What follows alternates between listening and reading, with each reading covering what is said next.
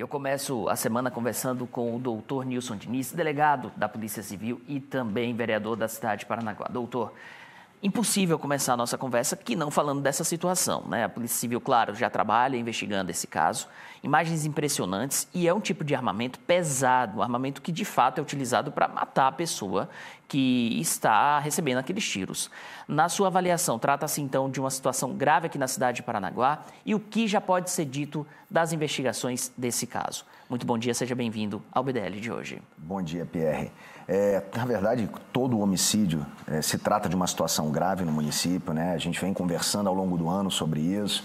O que chama atenção nesse homicídio é o armamento utilizado, que ele foge da curva normal aqui dos crimes cometidos no município de Paranaguá, né? Foi empregado aí um fuzil calibre 7,62, isso não é normal acontecer e considerando as circunstâncias com que esse crime ocorreu, dá para se sugerir aí que a vítima, a possível vítima, ela realmente é de grande interesse de um grupo rival, né? Ela desperta um interesse relevante desse grupo rival. Essa linha que está sendo seguida pela Polícia Civil, obviamente logo após a prática do crime, agentes da Força Nacional, da Delegacia de Polícia se dirigiram ao local, já estão coletando aquelas primeiras informações que são imprescindíveis para a solução do crime e eu tenho certeza que já vai ser apresentado um resultado satisfatório.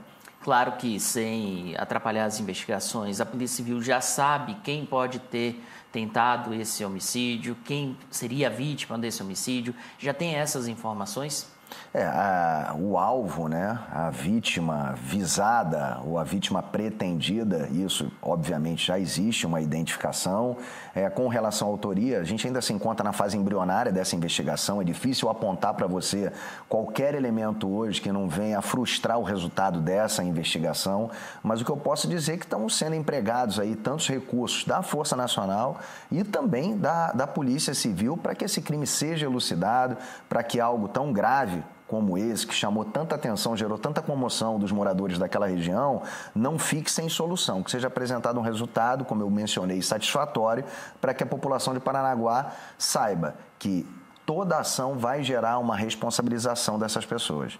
Não é comum a gente visualizar aqui no litoral do estado armamentos pesados como esse, né? A gente sabe que, apesar da violência ter crescido muito nessa região, com uma guerra entre facções e acaba sendo algo pontual, porque envolve quase sempre criminosos dos dois lados dessa guerra, a gente sabe que geralmente são utilizadas armas com um poder de fogo menor. Não que isso seja menos grave, não é esse o ponto. Mas você acredita que até mesmo essas facções criminosas, elas estão investindo mais em armamento aqui no litoral paranaense para tentar se sobressair nessa guerra entre essas organizações criminosas? Não acredito que seja esse o ponto nesse momento, Pierre, mas analisando o histórico de homicídios no ano de 2023, 2022, 2021, você percebe facilmente que o modo de execução ele difere dos demais, né? Dificilmente é empregado um fuzil 7,62 na prática de um homicídio aqui no município. Então, levando essa característica desse crime, dá para perceber que ele foge um pouquinho da regra padrão do litoral do estado, né?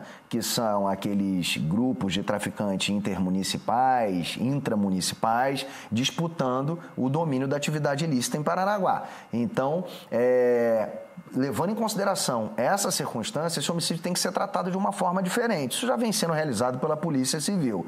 É um homicídio em que, quando você percebe ali a presença de um fuzil como esse calibre 7,62, houve um investimento para que ele fosse praticado. E isso chama atenção.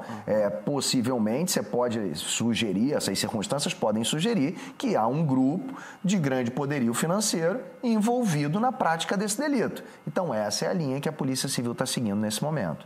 Doutor, com frequência a gente fala sobre a importância do trabalho de combate a essas organizações criminosas aqui no litoral do estado.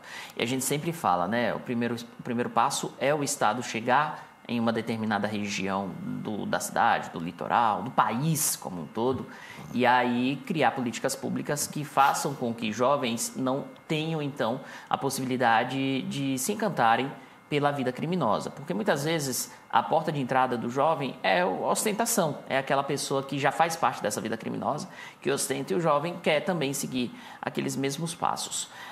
Agora, antes disso mesmo, tem toda uma investigação para entender toda a geografia aqui da região, toda a forma de atuação dessas organizações criminosas.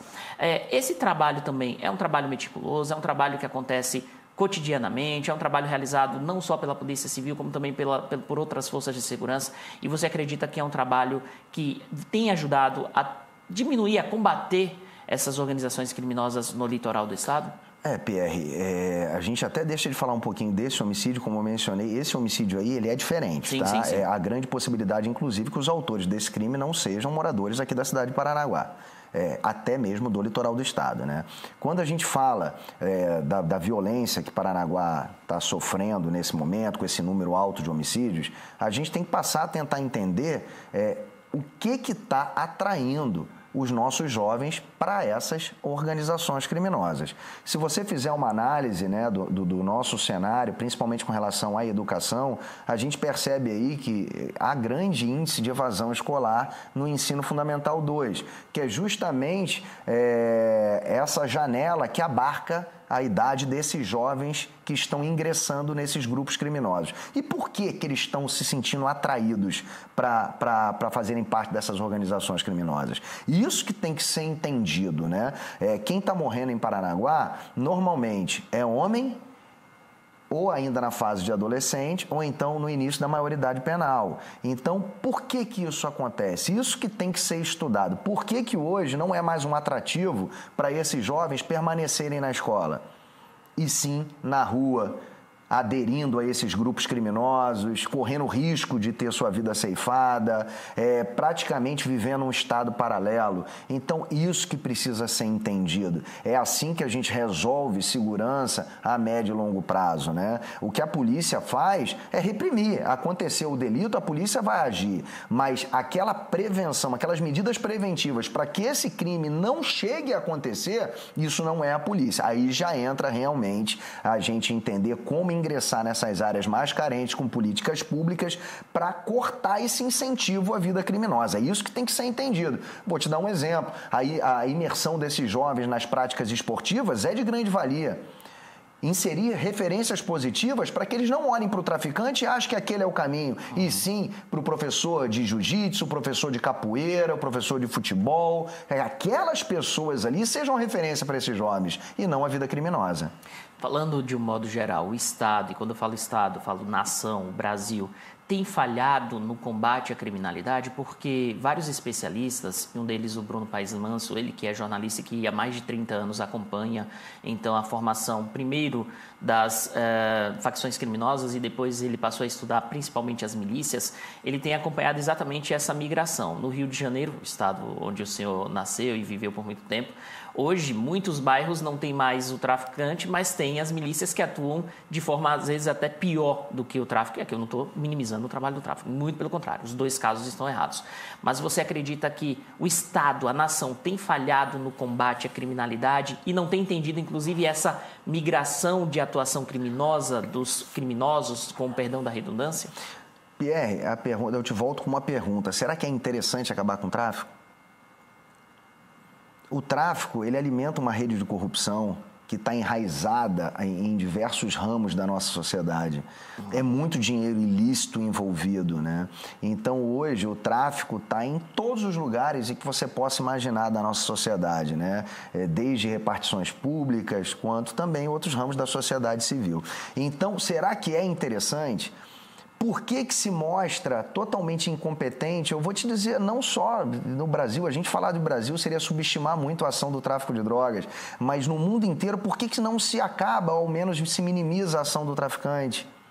Né? Quem aufere vantagem com a prática dessa atividade ilícita? Isso é um fenômeno que ele é muito complexo de ser estudado, né? A gente normalmente vê só a ponta desse iceberg quando a gente começa a tratar, por exemplo, de um tráfico municipal, com as ações da polícia de repressão ou de prevenção, mas isso, até para você ter uma ideia, em diversos países do mundo, o tráfico é tratado como saúde pública, questão de saúde pública. Se você for ver, por exemplo, na Espanha, é crime contra a saúde pública. Né? Então, existem outras formas de tratar o tráfico de drogas que não seja somente a repressão policial.